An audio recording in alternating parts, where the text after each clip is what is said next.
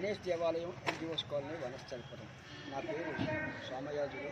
ఈ దేవాలయానికి ప్రధాన కార్యదర్శిగా ఉంటూ ఈ దేవాలయంలో అనేకమైనటువంటి కార్యక్రమాలు నిర్వహిస్తూ నిర్మాణం కూడా కార్యక్రమాల ద్వారా వచ్చేటువంటి ధనంతో మాత్రమే నిర్మించడం జరిగిందని చెప్పేసి భక్తులకు తెలియజేస్తూ, అలాగే ప్రతి సంవత్సరం మేము వినాయక చవితి, దేవీ నవరాత్రులు, అదే కాకుండా మరి వివిధ కార్తీక మాసం, ఇప్పుడు ధనుర్మాసం జరుగుతోంది.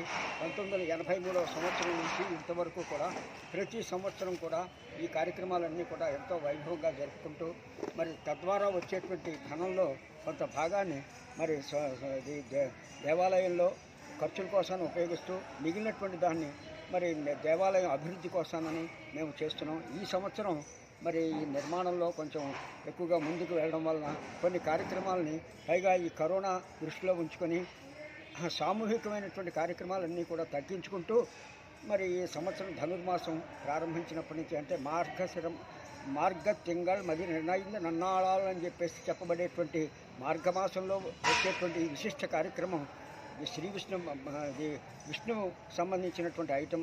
దాని గురించి మరి గోదా రంగనాథ స్వామి వారి యొక్క నిత్యం పూజ, అలాగే స్వామివారికి నివేదనలు అయిన తర్వాత సాయంకాల సమయంలో మరి తిరుప్పావై అనేటువంటి విశిష్టమైనటువంటి ప్రసంగాన్ని మన శ్రీమాన్ డాక్టర్ కందాడే శ్రీనివాసాచార్య స్వామి వారి చేత నిర్వహించబడుతుంది. అదే కాకుండా ప్రతి సంవత్సరం మాకు తిరుమల తిరుపతి దేవస్థానం వారు మరి ఈ కార్యక్రమం నిర్వహించడంలో వారి యొక్క పూర్తి సహకారాన్ని అందిస్తున్నారు. వచ్చినటువంటి ఎవరైతే తిరుప్పావై చూస్తారో వారి నుంచి కూడా కొంత పారితోషికం ఇవ్వడం అనేటువంటి జరుగుతుంది.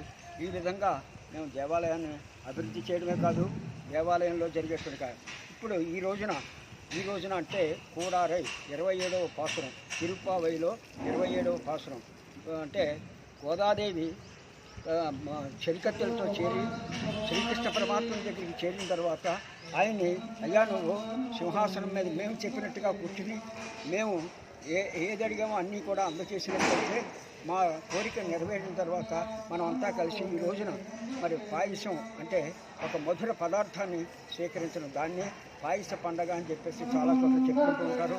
అయితే ఇది లక్ష్మీ గణపతి ఉమామహేశ్వర దాసాంజనేయ స్వామి అయినప్పటికీ కూడా మేము అభేద్యంగా ప్రతి కార్యక్రమాన్ని ఇటు విష్ణు సంబంధంగా కానీ అటు శివ సంబంధంగా కానీ అన్నీ కూడా చేస్తున్నామని చెప్పేసి తెలియచేసుకుంటూ, మరి అనేకమైన భక్తులు, అనేకమైనటువంటి సంఘాల వాళ్ళు, అనేకమైనటువంటి మరి కాలనీ వాసులు అందరూ కూడా మాకు పూర్తి సహకారం అందిస్తూ ఈ దేవాలయ అభివృద్ధిలోనూ అలాగే మేము చేసే కార్యక్రమాల్లోనూ పూర్తి సహకారం అందుతోందని చెప్పేసి తెలియజేసుకుంటున్నాం. మా కమిటీ వారు కూడా చక్కగా ఏది ప్రపోజ్ చేసినా సరైన మంచి ఆలోచనలతో డిస్కషన్ చేసిన తర్వాత మాత్రమే నిర్ణయాలు తీసుకోవడం జరుగుతుందని చెప్పేసి మీకు తెలియజేసుకుంటున్నాం. ఇది ఒక మోడల్ టెంపుల్గా తయారు చేయాలనేటువంటి దృఢ సంకల్పంతో ఉన్నాం. ఎందుకంటే ధనమే ప్రధానం కాదు, ధనంతో పాటు మనం చేసే కార్యక్రమం యొక్క విశిష్టత భక్తులకు చేరాలి అనేటువంటిదే ముఖ్య ఉద్దేశం.